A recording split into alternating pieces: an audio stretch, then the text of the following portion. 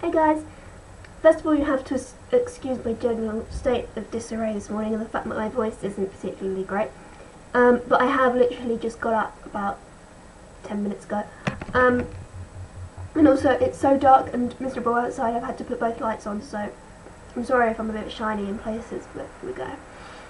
But before I get into this video, I wanted to mention Twitter, which I've recently got more into, and if any of you would like to follow me on Twitter, you're very welcome. I'll put my name across here, or rather across this way, when I edit it. So yeah, add me on there. It's all great fun, if you're so inclined. I'm going to talk about Christmas, since it's Christmas, and what else will I talk about at Christmas except Christmas? I'm sorry, I'm in such a weird mood, I don't know why. My anxiety is always much higher at Christmas, and I say always, but I've actually only had one Christmas since all my issues started. Last year I did have higher anxiety, but this year I am noticing it more, I think, just because for the last 3 months I have had practically no anxiety at all, just because I'm so busy at college with everything. It just sort of, health anxiety wise, it just sort of goes when I'm busy, which is a good thing, I guess. But now that I am not busy at all and I've got millions of hours to myself, not doing much, the anxiety just goes, particularly at Christmas, because that was the point 2 years ago when I first started having health anxiety. So it just sort of, the whole Christmas thing is just sort of a bit of a reminder, I suppose, to my brain that about those worries. But like, it's difficult. Like right now I'm distracted by the fact that I've got a little pain going down here and I've got a little twinge in my chest, and I'm like, what's going on with me? But I suppose I just have to breathe and remember what I remembered in what I learnt in CBT almost 2 years ago. Right, I've got a list of things I'm going to talk about this time, because I've tried to do this video a couple of times and it just hasn't worked because I haven't been prepared. So, how to help anxiety / depression / everything at Christmas. I've got the first one as keeping busy, which I suppose is pretty much a given. Like, I suppose I'm coming from the perspective that I've got actually 5 weeks off from college. I'm coming from a student perspective. If you're not a student, you probably don't have that long. You maybe don't even have any time at all. But I'm coming from that perspective that you've suddenly gone from having everything to do to having nothing to do. So keeping busy is really important. Me, I have started reading. I used to be such an avid reader. I used to read all the time. But since starting college, I just haven't had the time to do that. So I started reading again, and I find that I'm getting through books like everywhere. They're just coming out of me, which is great. I like reading because it sort of gets you into another place for a while. Although I did find a few months ago that I couldn't actually read because sometimes my mental health was so bad I couldn't concentrate for long enough, without my mind wandering. So if you can read, because it's brilliant. It's just so relaxing and so nice. I've got back into my writing as well. I used to write I say novels, they're never really novel length, really. I always abandon them before they get to novel length, but I have started writing again. I'd recommend it if you don't really, if fiction doesn't appeal to you. Maybe just writing down your thoughts and your feelings. If it doesn't make you feel too bad about yourself, just writing down what you feel. Maybe write a poem. It can be quite cathartic. But if you are into writing fiction, it's good because again it sort of gets you into another world, another place for a while. Maybe gets you out of your worrisome head for a bit. I found that what I've sort of started watching old TV programs that I used to watch when I was a kid. Like right now, behind my webcam, I've got up Sabrina the Teenage Witch on YouTube, and it's really bad in one way because I'm using up all my download allowance for the month in pretty much one go, but it's good because it's so funny.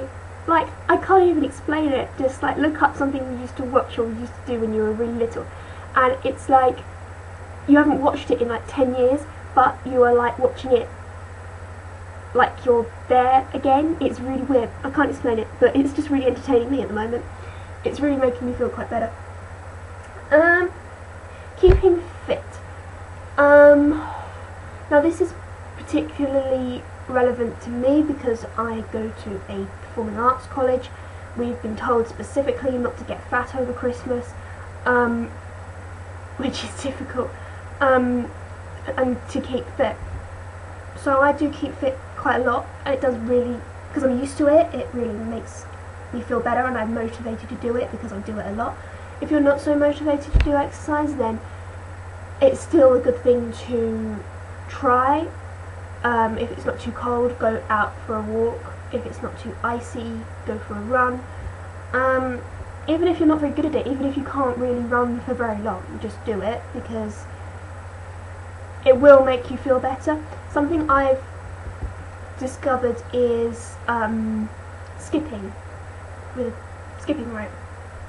And actually I used to skip all the time when I was little, like really young in the playground, and I can't, like we must have been so fit as children, like so physically fit, because I used to skip for hours at a time when I was at school, and now I do 15 minutes and I'm like, but it's really great for fitness, and you can do it inside as well, because something I find about exercising outside is when it's cold is that it makes my throat really hurt and it makes my throat close up and it makes breathing really hard. It means I can't go for very long. So if you can do some sort of exercise inside, that makes it a lot easier because it's warmer, so, and it's healthier for your muscles. I could go into a load of biological crap, but I'm not going to. Exercising inside is easier and better for you. That's the biology lesson I have for today. And eating healthily as well. Eating healthily at Christmas sounds boring, but it's really, really, really important, because if you just eat crap like constantly, you're just gonna feel worse. Obviously I'm not saying don't eat chocolate, because that's necessary at Christmas, I believe.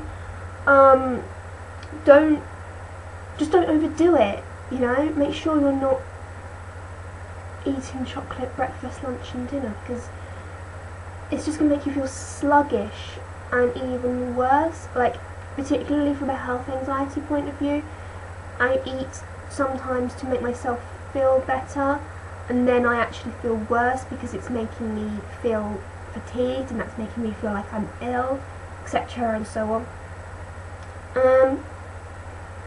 Actually, I'm going to say something about eating now, because I'm having an eating issue. Well, not really an eating issue, not in that way, but college have also told us not to sort of eat too badly over Christmas, which is perfectly acceptable. You know, they don't want us to come back like that and not being able to move. But I'm sort of trapped, because part of my health anxiety is I worry about my weight. I haven't worried about it excessively in a long time, but I know from my excessive internet research that I used to do that if you lose a lot of weight really quickly, that can indicate a serious problem. So before my mum hid the scales from me, and before I stopped weighing myself, I refused to let myself weigh myself. I used to weigh myself a lot just to make sure that I wasn't losing weight. It seems like the wrong way round. Most people weigh themselves to make sure they're not putting on weight, but I really wanted to, at that point, if I put on weight that was better, because it knew I wasn't losing it, which meant I would be ill, if you see what I mean. So because my anxiety gets worse at Christmas, that little issue is coming back into my brain, and it's difficult because I'm eating healthy because I've been told to, and because I want to, because I don't want to put on loads of weight, because I don't want to go back to college heavier, but at the same time I'm conscious of the fact I don't want to lose any more weight, so I'm trying to find that balance between eating healthily and eating enough to satisfy my own worry, if you know what I mean. That's very weird, but I'm not an expert on eating disorders at Christmas. You should probably watch someone else's video for that. What else? I don't think I've got anything else to say really. This is 10 minutes long already, I'm probably going to wrap this up.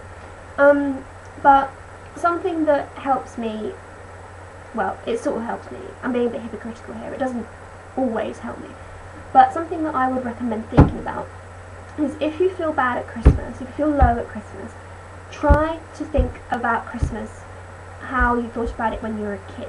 When you were a kid, Christmas was like the one day in the year that absolutely nothing could ruin. If you were ill at Christmas, it didn't matter. I don't know, it's just, Christmas was the day where nothing bad happened. And even though it's so hard to override your own thoughts like that, what I try to do is I think about, I'm not going to let mental illness ruin my Christmas. You know, if I was physically ill, I wouldn't let it ruin my Christmas. If my family had a massive argument, I wouldn't let it ruin my Christmas. So I'm not going to let mental illness ruin this Christmas for me. I don't want to waste a Christmas on feeling crap again, so I'm not going to. And that's the sort of positive attitude that, oh, it's just made me feel a bit better right now actually. So yeah, think about it that way. And I might do another video before Christmas, but this is the last time I'm going to be in my house on my own for a while. So yeah, I'm going to wrap this up now because it's getting too long. Thank you if you sat through it. I hope everyone's alright, and enjoy the Christmas season. Ho ho ho ho ho.